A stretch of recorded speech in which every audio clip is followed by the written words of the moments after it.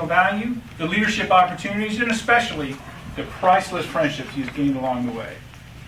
Scott is the owner of Ability Clinical Technologies, a medical software consulting firm based in Orlando, which is now celebrating its 20-year business. Presenting his speech, Time in a Bottle, please help me welcome past District 84 Governor, distinguished Toastmaster, Scott Hoehn.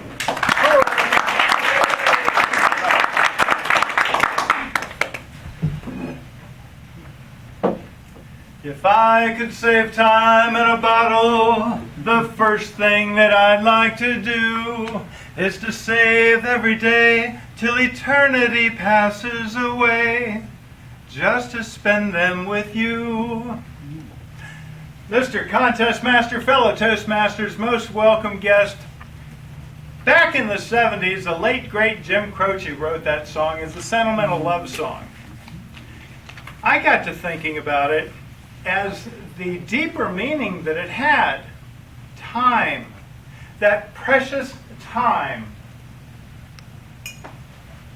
It's something that you simply cannot place in a bottle. I tried and it cracked part of the bottle. Several years ago, I was having dinner with my sisters and their kids. And I think you can all relate. Whenever you get family together, you go back to being kids again, don't you? Oh, yeah. We started reminiscing about some of the crazy things that we used to do while we were kids. And I was telling my nephew about when my sisters were in this marching color guard called the Royal Lancers. They used to march, they would spin their flags, they would take rifles, throw them 20 feet up into the air like it was nothing. They dressed immaculately and they walked in military precision. They made it all the way up to the Nationals. My nephew said, "Really? Mom was in a marching group? That's pretty cool." I said, "You know what, Sean? Your mom did so many things that were really fun, really exciting, that you probably don't know about. But you have to ask her about it right now." Well, not right now, we're eating dinner. But what I'm saying is, take some time and get to know your mom while the thoughts are sharp in her mind. See, the reason I say that is because I made a terrible mistake years ago. You know how things get when you're in life, when you're just moving forward.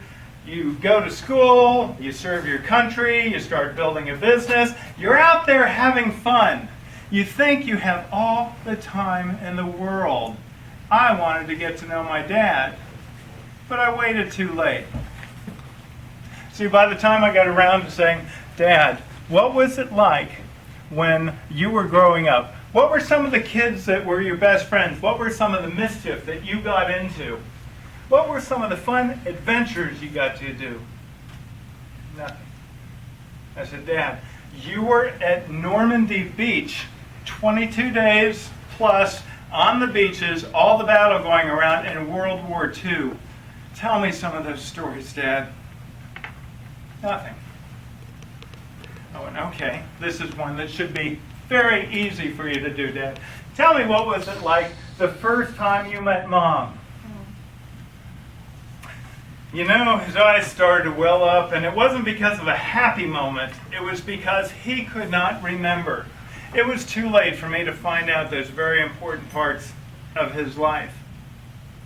He was a wonderful father.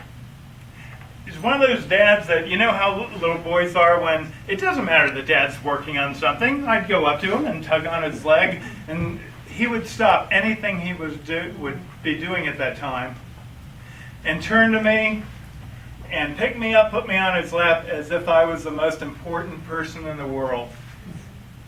You know, I still remember to this day the last time that he picked me up and put me on his lap, and I said, "Dad, I'm in the Air Force now. You can't do that."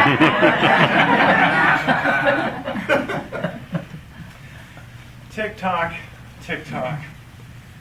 Why is it that we spend so much time looking at the E! channel? We watch all the celebrity interviews. We're more concerned with what's in People magazine about who's making the millions and living this lifestyle when they could care less about any one of us, when the most fascinating stories are in our own backyards. They're in our own living rooms. We have some of the most fascinating people in our families, yet we don't even know it yet. How much time would it take to sit down with that aunt of yours and to say, tell me about that killer recipe that you have? It would make Wolfgang Puck jealous. Dad, tell me about that trip that you took, the most wonderful trip you've ever taken, and tell me about what it looked like. And you can paint that imagery, but no one bothered to ask you that. Now that you're asking, they're going to respond to you.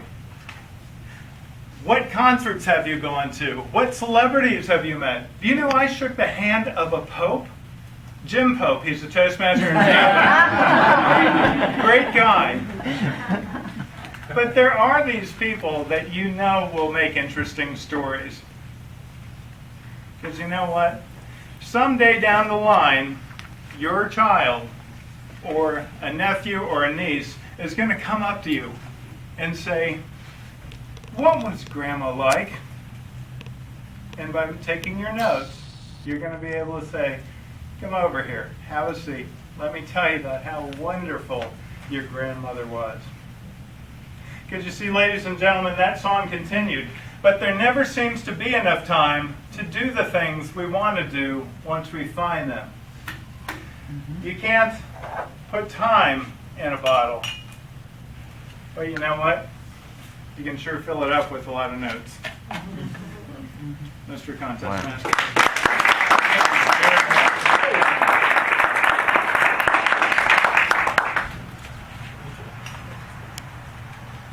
Before we move